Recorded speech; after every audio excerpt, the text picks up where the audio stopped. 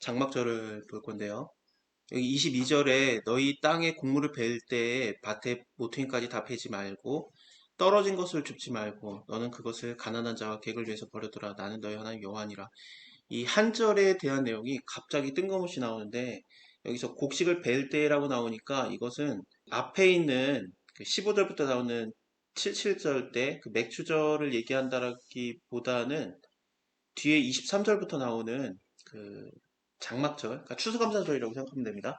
그때를 위해서 한 절이 먼저 나온 거거든요. 그러니까 일종의 이게 제목 같은 거예요. 그러니까 성경에서는 제목 같은 게 있어요. 예를 들면은 그 창세기 1장 1절에서 태초에 하나님이 천지를 창조하시라, 그게 제목이에요. 그 다음에 땅이 혼돈하고 공허하고 흑암이 깊음이 있고 하나님이 신이 수면을 운행하시라 그러면서 쭉 내용이 나오는 건데, 그렇게 제일 위에 제목같이 딱 던져준 다음에 말하는 경우가 가끔 있습니다. 여기서도 저는 이걸 제목으로 보는 게 맞는 것 같아요. 그러면은 그 추수감사절 때 하나님 원하시는 게 무엇인가? 곡식을 다 베지 말고 떨어진 거 줍지 말고 그것을 가난한 자와 객을 위해서 버려두라. 나는 너희 하나님 여호와니라. 이것을 얘기하시는 게, 왜냐면은 그 23장 끝절에 보면은 나는 너희 하나님 여호와니라 이거 반복되죠. 그러니까 이것과 위에서 나오는 것의 반복이니까 여기서부터 여기까지는 같은 내용이에요.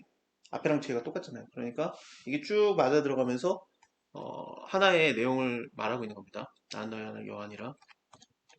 나는 너희 하나님 여호와니라. 그렇습니다. 그 흔들어 드리는 제사, 이게 흔들어라, 흔들어서 드리는 제사가 되게 하라. 제 고민은 이거였어요. 예수 믿는데 왜 고난이 있냐라는 거죠. 죄에 대한 결과다. 아담이 죄를 져서 죄 때문에 다 어그러져서 인간들에게는 고난이 있다. 하나님 고난을 우리에게 주는 거 원하지 않아요. 근데 왜 고난이 있냐? 안 믿는 자들에게 고난이 있다. 이해가 돼요. 근데 믿는 자들에게 고난이 있다. 믿는 자들에게 고난이 있다라는 거는 뭐 이 땅에서 사니까 당연히 고난이 있지 않느냐? 아니요. 예수님이 다 해결을 했잖아요. 근데 왜 우리가 고난이 있냐라는 거죠. 고난이 여러 개가 있는데 고난에 대해서 하나님께 부르짖으면 하나님께서 뭐 대부분 응답을 하세요. 빠르게. 길어봤자 2, 3년 안에 다 해결을 받습니다. 근데 진짜 오래 끌고 가는 것들이 있어요. 한 10년, 20년 혹은 평생 끌고 가는 그냥 고난이 있어요. 근데 대부분 믿는 사람들, 좀 사역자급으로 열심히 하는 사람분들 쭉 보면은 그게 없는 사람을 못 봤어요. 고난이 다 있단 말이죠. 그게 환란이라고 말하든 고난이라고 말하든 괴로움이라든 뭐 음부라고 말하든 뭐 아무거나 뭐 뭐라고 부르든 상관없는데 뭔가 우리를 괴롭히는 것이 있어요. 바울이 하나님한테 나의 몸의 가시를 제거해 주소서라고 세 번을 기도했는데, 그 세 번을 기도했다라고 하면 바울이 그 기도 많이 하는 사람이 세 번 기도했다라고 스스로 말할 정도면은 정말 목숨 걸고 세 번을 기도했던 건데, 그러니까 하나님이 얘기 안 해주고 그러다가 세 번째에는 하나님이 얘기를 해준 거예요. 너의 몸에 가시가 있는 것이 너에게 은혜가 족한 것이다. 너의 은혜가 족하다라고 말하시는데, 그게 내가 지금까지 너한테 부어준 게 얼마나 많은데 그러면은 그냥 그 감사하고 대충 살아라라는 게 아니라 너의 몸의 가시를 제거하지 않는 것이 내 은혜가 완성되었다는 뜻입니다. 그러니까 바울이 그걸 인해서 기뻐했다고 나오거든요. 그렇게 따지면 안 없어지는 고난이 있다는 거예요. 그걸 하나님이 일부러 두고 있고 안 없애고 있다는 거죠.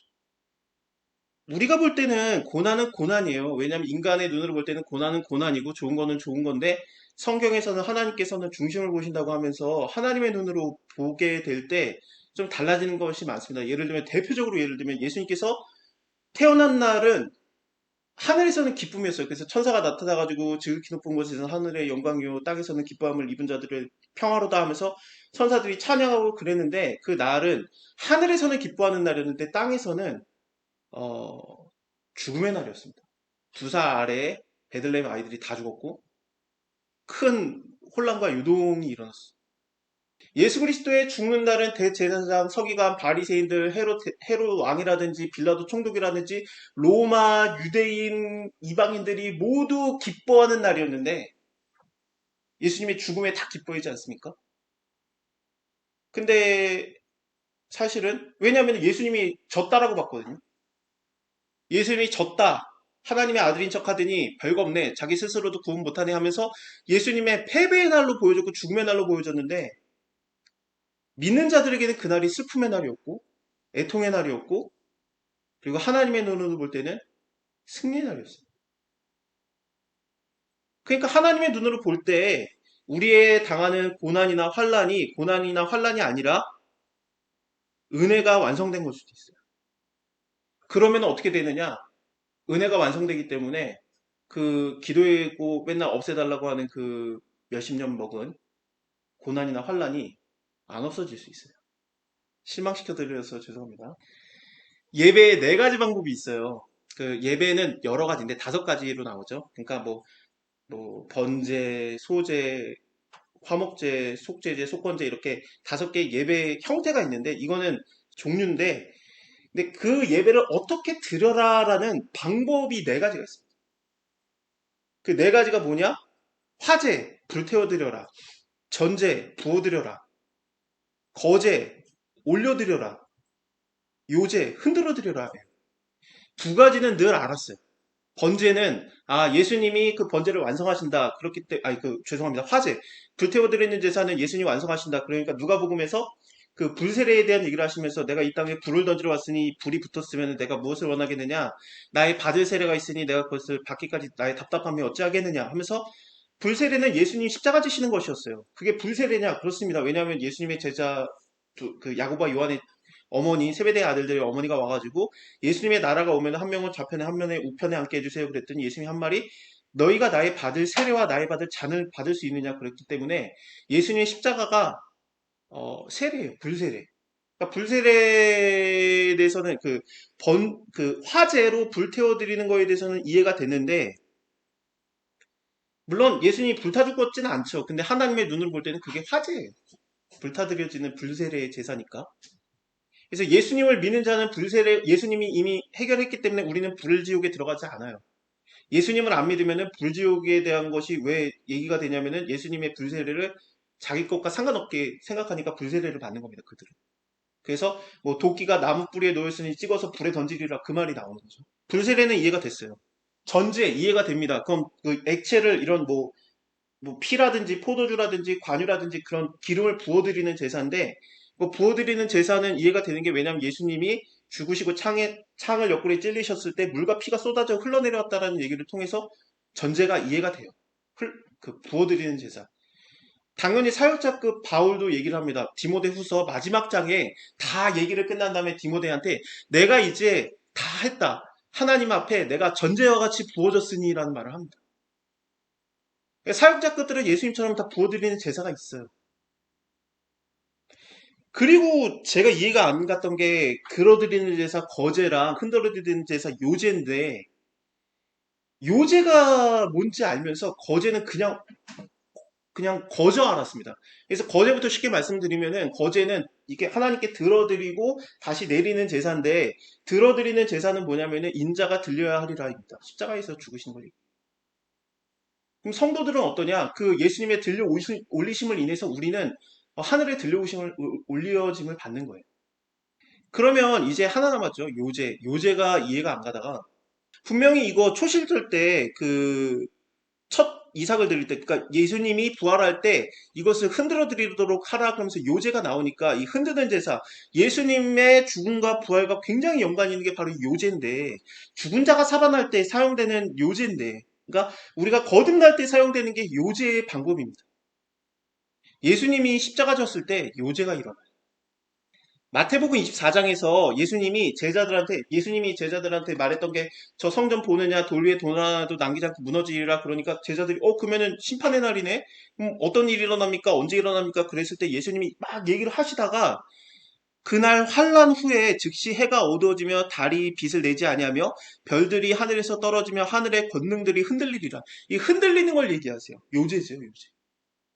하늘의 권능이 흔들리고 그때 어떤 일이 일어나느냐? 인자의 징조가 하늘에서 보이겠고 그때 땅의 모든 족속들이 통곡하며 믿는 자들은 우는 날이니까.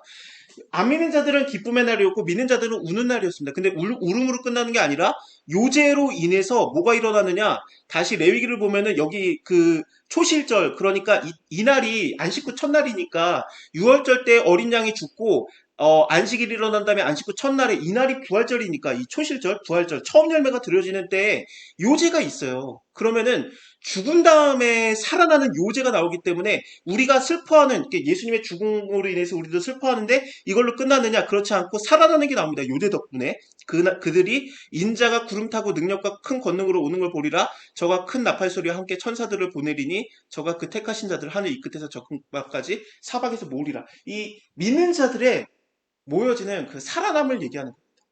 이것을 예수님이 얘기한 다음에 27장에서 십자가에서 실제로 이런 일이 일어납니다. 예수님이 십자가에서 죽으실 때 50절 정도 되는데 제6시에 그 어둠이 임하고 소리 지르고 어둠이 임했다는 게 뭡니까? 아까 해와 달과 별들이 빛을 잃고 하늘의 권능이 흔들리는 거죠. 그거 한 다음에 예수님께서 소리 지르고 엘리 엘리 라마 사막다니 하나님 나의 하나님 나의 하나님 어찌하여 나를 버리셨나이까 하고 엘리야 부른다 사람들이 얘기하고 그리고 나서 옆구리 찔려가지고 전제와 같이 부어지고 예수님이 소리 지르고 영원히 떠나가시다 성소의 휘장이 위에서 아래까지 찢어져서 둘로 되며 여기에서 다들 이 장면이 너무 대단하니까 멈췄는데 저는 이 뒤에 장면이 이제서야 보이는 겁니다. 땅이 진동하고 바위가 터져요. 하늘의 권능이 흔들리고 땅이 흔들리는 거예요. 요제예요, 요제. 요제가 일어나면 어떻게 됩니까? 아까 부활절 얘기한 것처럼 초실절 얘기한 것처럼 요제가 일어나면 죽었다가 살아나요. 그래서 무덤에서 열리며 자던 성도들이 많이 일어나되 예수의 부활 후에 저희가 무덤에서 나와서 거룩한 성에 들어가는 사람들이 많이 보이더라. 요제는 짐승이 살아있을 때 흔드는 게 아니잖아요. 제사장이.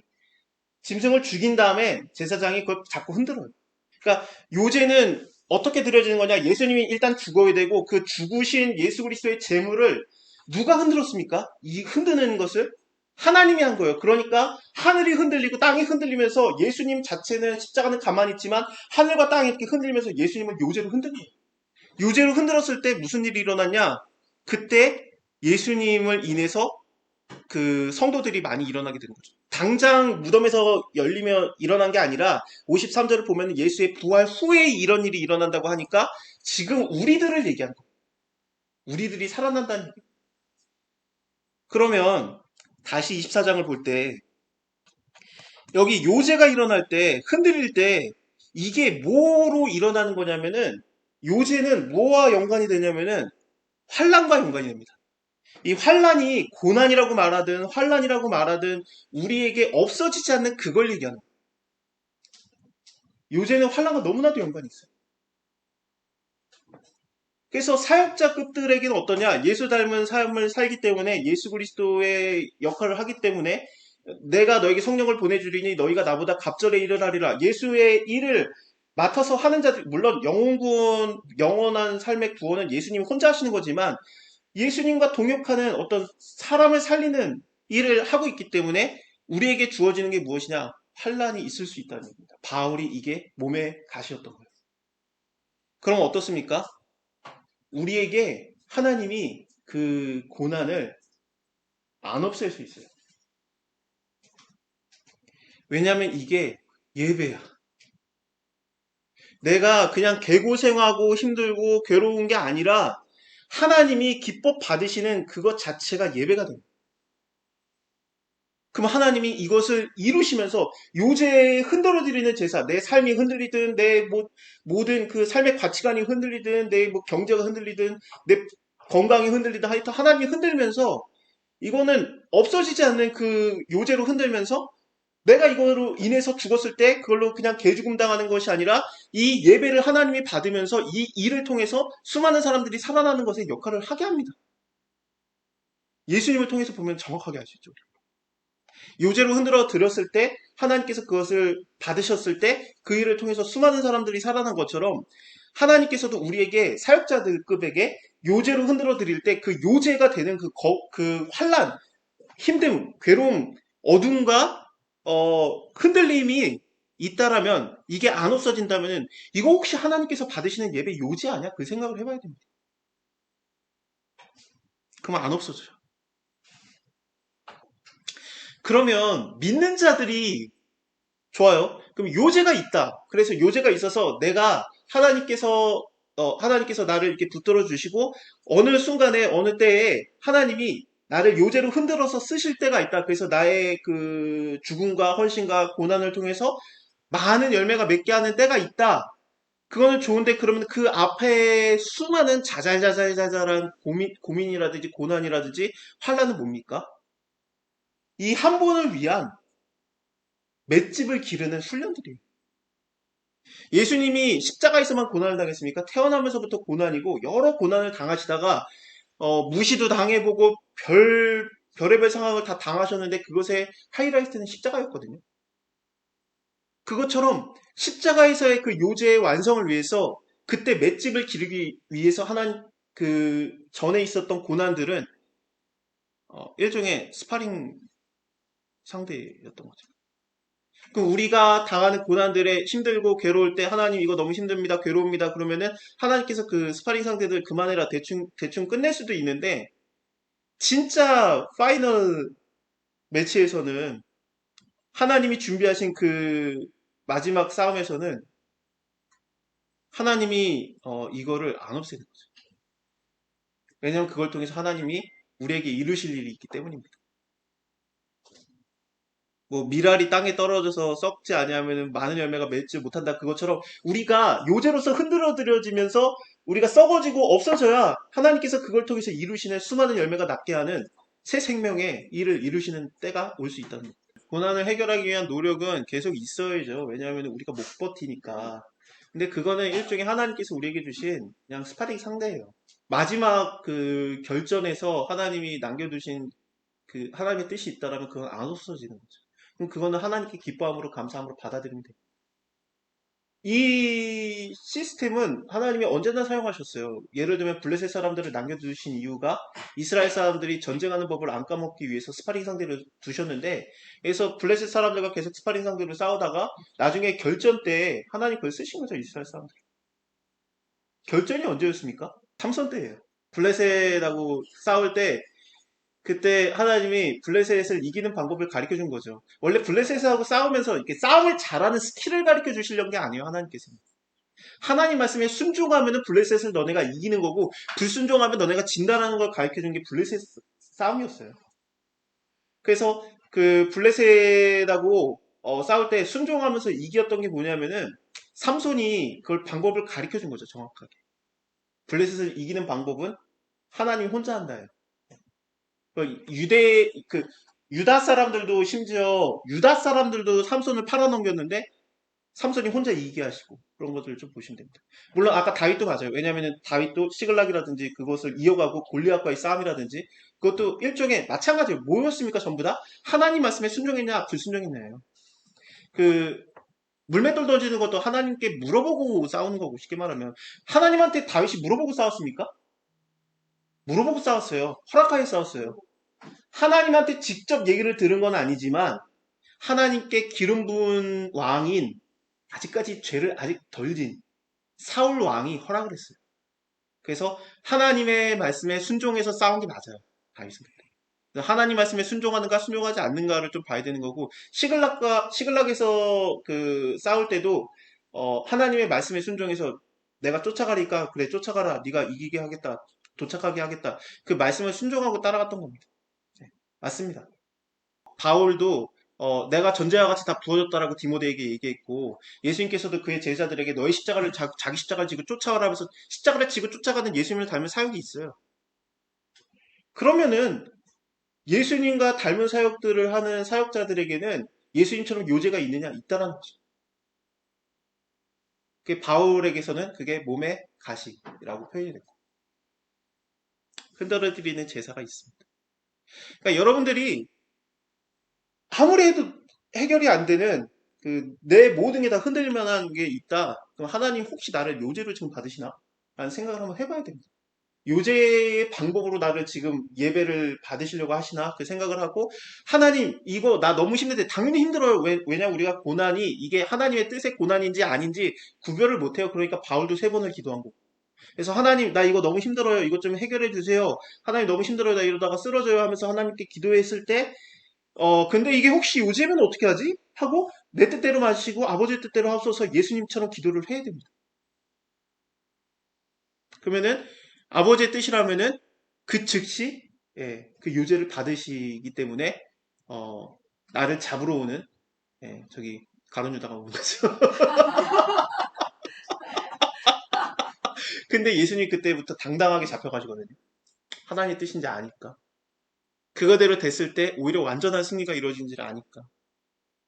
당하고 살라는 게 아니라 여러분들 이 땅에서 당하고 살라는 말이 아닙니다. 당하고 살라는 말이 아니라 제가 말씀드린 건 뭐냐면은 고난이 도대체가 끝나지가 않는다. 그랬을 때 하나님한테 좀 물어봐야 될 필요가 있다는 거죠. 하나님, 이거 혹시 이걸 통해서 제가 어, 주님께 드려지는 것이 있다라고 여기시는 겁니까? 라고 한번 물어봐야 될 필요가 있어요.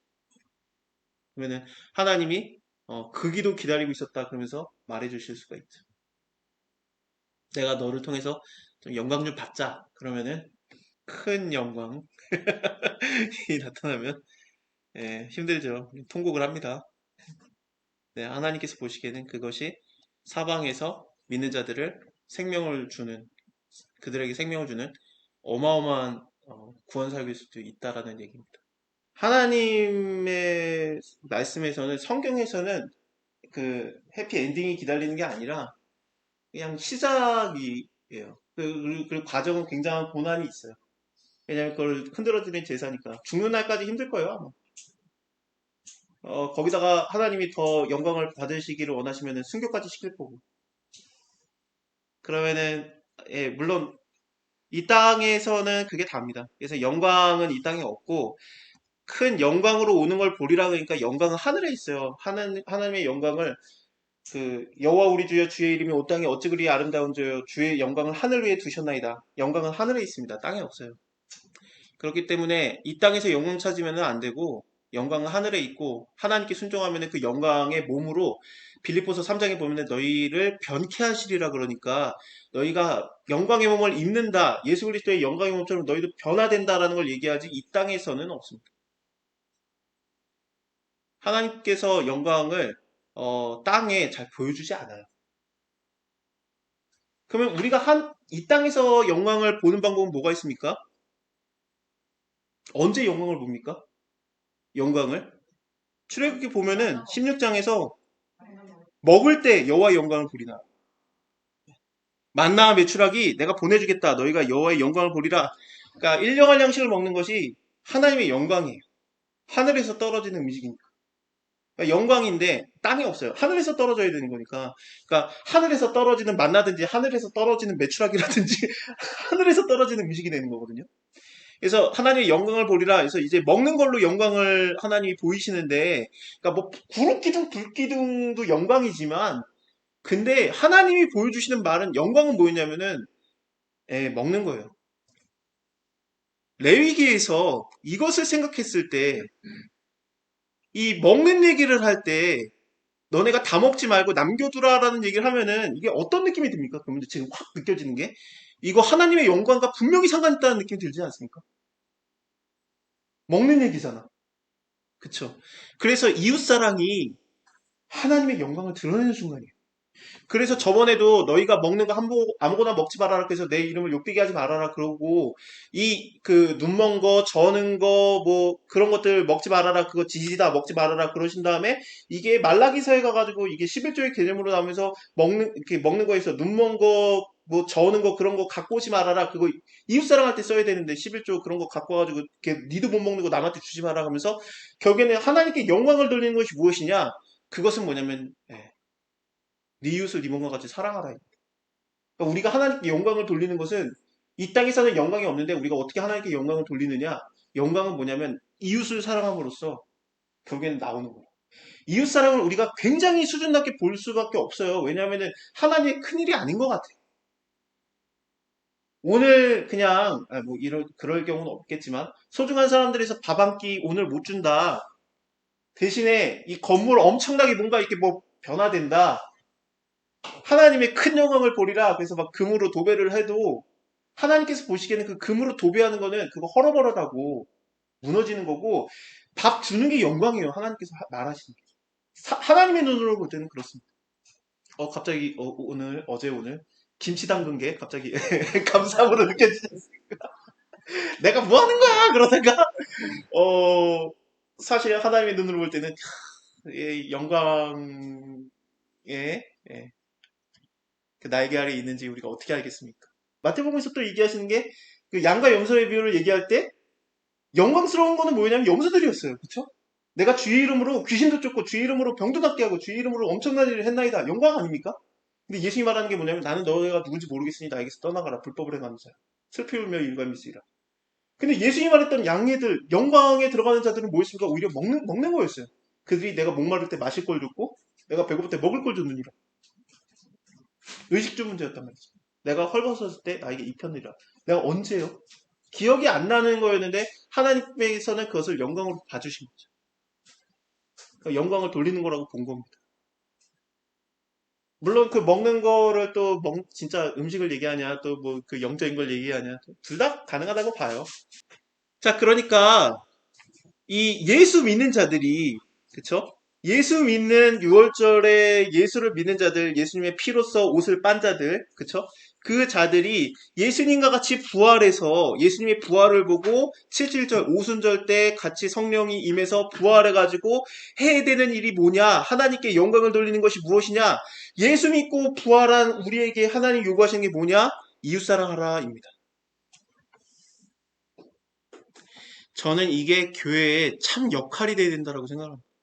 하나님의 일은, 교회의 일은 무엇이냐? 믿는 자들을 출석시키는 게 아니라, 믿는 자들은 어쨌든 하나님께서 구원해요. 어떻게든. 그러니까, 그들에게 물론 전하는 거, 전도하는 것도 복음 들고, 산을 넘는 자들의 발이 아름답겠지만, 물론 그것도 하나님께서 너무너무 기뻐하는 거겠지만, 하나님이 계속 말하는 게 뭐냐면은, 이웃사랑하라요. 그래서 여기에서 이웃사랑하는 방법으로 뭐를 얘기하시냐면은 일단은 7월 그달 1일에 안식일로 삼아라. 7월이라고 하면은 이제 추수감사절 때가 되니까 우리로 따지면 9월이나 10월이 됩니다. 이때를 안식으로 삼아서 그러니까 그달이 시작하자마자 그냥 안식일이에요. 나팔을 불어서 기념하라. 나팔절에 아무 일도 못하게 해요. 왜 일을 못하게 합니까? 아무 일도 못하게 하는 이유가 뭐냐면 일하는 사람들은 대부분 뭐냐면 노동자들이에요. 그러니까 하나님이 노동자들에게 노동을 하지 말라고 배려를 하신 겁니다. 이웃사랑이니까. 기독교 사장님들 중에 대부분이 자기는 주일날 열심히 교회 가서 예배 드리고 직원들은 나와서 일해라라고 하시는데, 그러지 말라라는 거예요, 하나님. 아무 노동도 하지 말라는 게 하나님의 예배날 아무것도 하면 안 돼. 뭔가 하면 하나님께 죄를 짓는 거야. 그런 의도가 아니라 너도 쉬고 좀 밑에 사람도 좀 쉬자. 라는 것이 하나님의 의도입니다. 이웃사랑의 개념으로 가야 돼. 그러면 오늘 꼭 회사에 가야 된다. 오늘 꼭 회사에 가서 일을 해야 된다. 그럼 사장님이 나와가지고 일하라는 게 하나님의 말씀입니다. 좀 그날은 종들 좀 쉬게 해라. 좀 그날은 소도 쉬고 양도 쉬고 좀 쉬자. 땅도 쉬고. 네가 나보다 커? 하나님이 쉬었는데 네가 나보다 크면 너가 쉬어도 돼. 나보다 안 크잖아. 그럼 좀 쉬어. 그러니까 이날은 안식일이라는 건 뭐냐면은 쉬어야 된다는 율법을 준 게 아니라 이웃사랑의 개념에서 준 거예요. 이웃사랑의 개념. 그러니까 이웃사랑하기 위해서 하나님의 일을 한다. 영혼 구원을 위해서 일한다. 그럼 이래도 되는 거죠, 당연히. 그러니까 예수님이 일한 겁니다. 예. 그러니까 내가 하는 일이 주일이 껴있다. 뭐 토요일, 주일, 뭐 금요일, 하여튼 상관없어요. 하여튼 뭐 그날에 껴있는데 이날을 쉬는 게 맞는가 안 맞는가 생각했을 때 그 사람이 일하는 게 오히려 이웃사랑의 개념이라면 그 사람이 일해도 상관없는 거예요. 그래가지고 이 달에 첫날 무조건 쉬게 하고 그 다음에 하나님께서 또 말하는 게 열흘이 돼서 12일 차가 되면은 7월 10일이 되면은 속죄일이다. 그래서 너희는 스스로를 괴롭게 하라. 이 괴롭게 하는 게 뭔지 잘 모르겠는데 그냥 뭐 어렵게 생각할 게 없고 지금 먹는 얘기를 하다가 나왔으니까 이건 뭐냐면은 금식하라는 얘기입니다. 그래서 실제로 속죄일 날은 금식합니다. 유대인들이. 이 금식을 하는데 이 금식을 할 때 하나님께 화제로 드리고 이날에도 아무 일도 하지 말고 너희는 너희를 위해서 하나님 앞에서 속죄하는 속죄일이니까 스스로를 괴롭게 하지 않는 자는 백성 중에서 끊쳐질지라. 아무 일도 하지 말아라. 왜 아무 일도 하지 말라고 하나님이 신신당부를 하냐면은 이때가 7월 10일이면은 지금 되게 급해요. 왜냐면은 9월이라니까요. 이게 추수 때예요. 7월 14일이 되면은 거의 2주 동안 예루살렘에 갔다 와야 돼요. 그러면은 11월 말이에요. 그러면은 끝난 거예요. 갔다 오면은 지금 이삭 다 못 따면은 지금 전부 다 그 곡식을 추수하지 못하면은 그냥 갔다 오면 다 썩어 있습니다. 그래서 정말 정말 바쁜데 지금 막 그 결산하고 막 그거를 받아들여야 되는 데인데 첫째 날 쉬겠지, 1일 날 쉬겠지, 분명히 그 1일부터 10일 사이에 안식일 한 번이나 두 번 분명히 껴있죠. 그리고 10일 날 또 이날 금식이지. 이날 끝나자마자 괜찮냐? 그 다음날 좀 쉬었다가 먹은 다음에 바로 14일까지 예루살렘에 도착해야 되니까 바로 가야 돼요. 2박 3일은 걸어가야 돼요. 그러니까 이거 안식일, 이거 속죄일 지난 다음에 추수 자체를 못해요. 추수 전에, 이게 추수 때 얼마나 바쁘겠습니까? 근데 하나님이 이때 하는 게 뭐냐? 속죄일이다. 다 금식해라 그거죠. 그러니까 내가 배고프면 어떻게 되겠습니까? 아, 내가 배고프니까 나 지금 저거 다 아무것도 못하고 그냥 가야 되는데, 더 이상 추수 못하고 가야 되는데, 그러면은 뭐, 이삭, 남은 것들 먹는 거, 이게 가난한 자들이 와서 먹을 거 아니겠어요. 그게 안 아까운 거야. 나도 배고파 보니까 알겠다. 그렇게 된 거죠. 그리고 실제로 1일 날 쉬었죠. 그 다음에 안식일 한 번이나 두 번 있죠. 그리고 10일 날 또 쉬죠. 그러니까 열흘 중에서 벌써 그 6일밖에 없어요. 일할 날이. 추수할 날이 6일밖에 없어요. 그러니까 다 밑에까지 자르거나 그럴 꼼꼼함을 취할 수가 없어요. 그냥 대충 자르고 빨리빨리 남은 거는 그냥 알아서 먹게 하든 말게 하든 그런 이웃사랑이 저절로 나오게 하나님 제도로 만든 거. 뭔가 수익을 얻을 때 100원 단위까지 끊는 것도 좋은데 당연히 그래야 되겠죠. 근데 하나님께서 말하는 거는 좀 남는 거, 그 뒷자리 숫자는 그냥 이웃을 위해서 좀 콩고물 좀 떨어져 주면 안 되겠냐라는 하나님의 의도가 있는 겁니다. 너무 추수할 시간이 없기 때문에 예수님께서도 말하신 게 포도원에서 그 사람을 구하는 거, 야, 너 왜 쉬고 있냐? 나를 아무도 써준 사람이 없습니다. 우리 집에 와서 이래. 아침에 부르고, 점심에 부르고, 저녁에 부르고 그러잖아요. 한 대련씩 주는 게 이때 진짜 너무 바빠요. 일꾼이 모자라요. 그러니까 일꾼이 너무 부족하니까 한 시간이라고 한 대련씩 받는 게 그게 가능해요, 사실. 그러니까 그러니까 자기 땅이 없는 일꾼, 일삭을 받는 노동자들이 좀 땡기는 기간이기도 합니다. 아니, 이래야 가난한 자는 복이 있나니가 돼야 천국이 저희 것이묘지.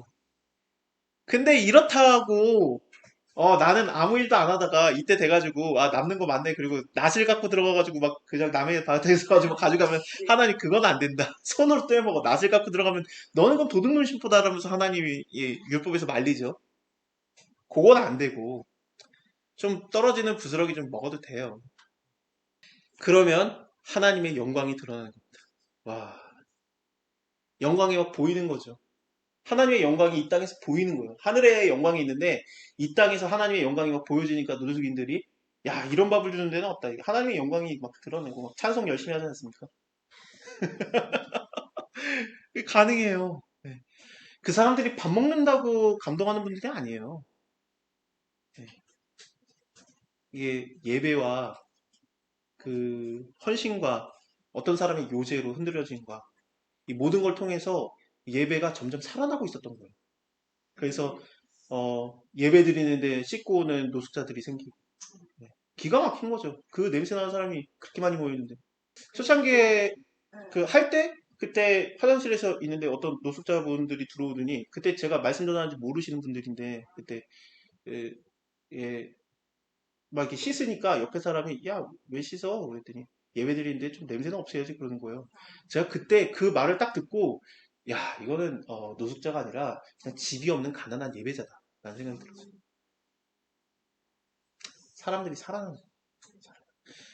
왜냐하면은 그 헌신이 사람들이 와가지고 조금씩 했던 그 헌신들 그 모든 것들이 하나님이 요제로 기뻐 받으신 겁니다. 그러니까 사람들이 살아나는 거예요. 영광이 드러나는 거죠. 일 시키지 말고 아무것도 하지 말고 좀 너도 배고파 봐. 남들도 좀 먹어도 괜찮겠지? 그래. 또 바빴잖아. 근데 굶어 보니까 알겠지? 그래서 다음날 정신 차리고 몸 좀 일으켜 세운 다음에 출발하면은 15일까지 어우 급하게 가야죠. 그래서 이때 가는데 그래서 이 장막절에 7월 15일 날 시작이 되는 거죠. 14일, 15일, 15일이라고 여기서 나오네요. 14일인 걸로 제가 기억을 했었는데 아닌가?